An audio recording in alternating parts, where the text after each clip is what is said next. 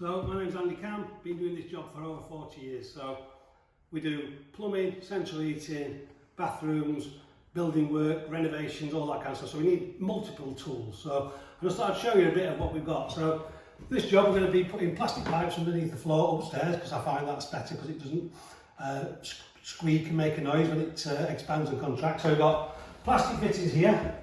We've got copper solder fittings in these two Stanley boxes. And we're going on to press fit. We've got a press fit, Rems mini press, and all the fittings that we've got here for it.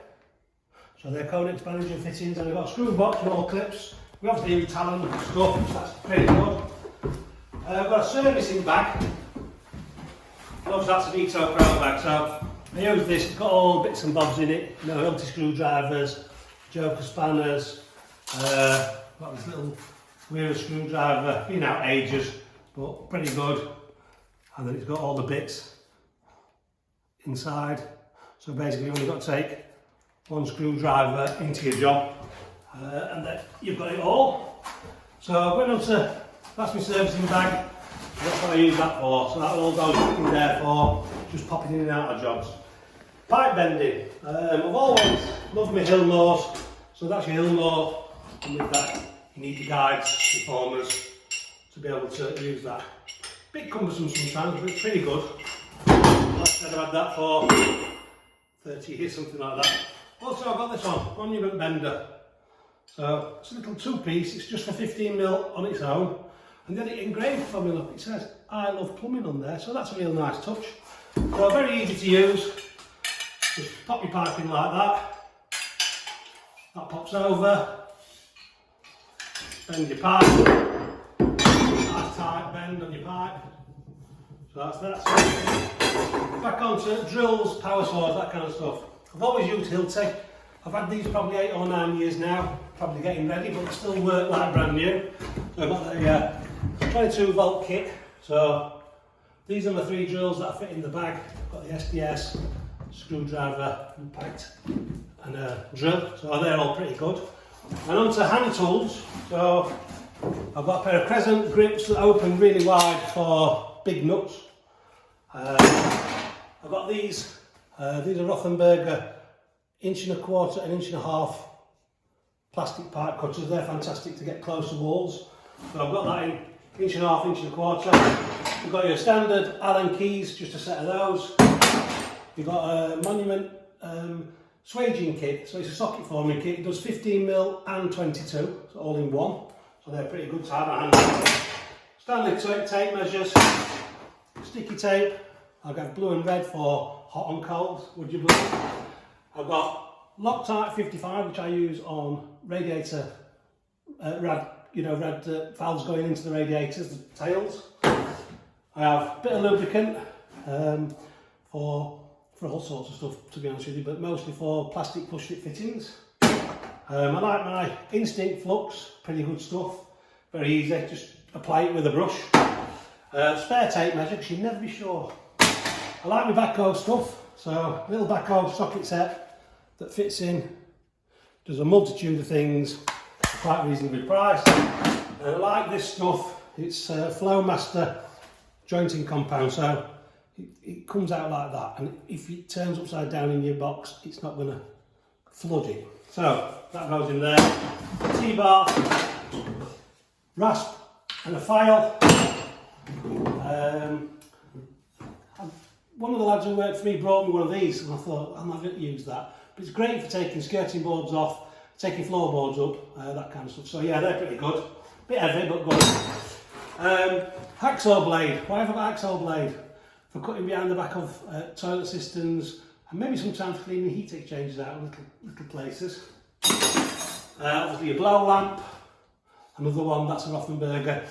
You should take these to pieces when you're storing them, so we got that. Got these weir snips, I've had them for years for wiring. 2 long handled, slotted and positive drive screwdrivers. And then move on to the bottom of that. The small hand tools, so got a set of screwdrivers for everything. If you're a plumber, that's the backhoe spanner that you want, that one. Don't go for the cheaper ones, or the sets of 3, that's the manu that you want, that one. And these, I've been using Rothenberger grips for years, but I like these Niflex Cobras, and they open up really wide so you can get on waists and stuff like that, so they're really, you know, quite versatile. And they, you know, you press that button in and then they stop at that size. So they're the good gloves. So I've got these pipe cutters. I've been using these for ages now, to be honest with you, and they're from Nerad. I've had a few people say that theirs are broken, but I've had these probably a year now, and I've been testing them just to try them out. But I am a pipe slice champion, and I've had every pipe slice you can ever think of having. I've had them. So they're pretty good. Obviously a few spanners in the bottom of here, just little spanners, odds and sods for, you know, when you're doing stuff. I also like to keep a few smaller fixed valves in here, cap ends, plugs and screws, just to save you actually going to the van and that kind of stuff. So, what are my best tools, or the ones that I go to, or the ones that I'll tell you to buy? I've been doing it a long time, like I said. So, I love this. It's a Fat Max chisel. So it's steel right through. So you don't break the handles off, you know, when you're bashing things. You can chisel wood with it, but I also chisel brick, stone, anything with that. And I've had it years. And if I lost that, I'd be absolutely gutted. I've got one of these, and people laugh when I get that out. You know, when I've got things like all the Hilti expensive stuff, and I've got this little Bosch thing. It's brilliant. I keep that in the toolbox, you know, for getting boxings off, or boiler cases, that kind of stuff. Goes backwards, goes forwards. You can fit things in, and it's got a little light on.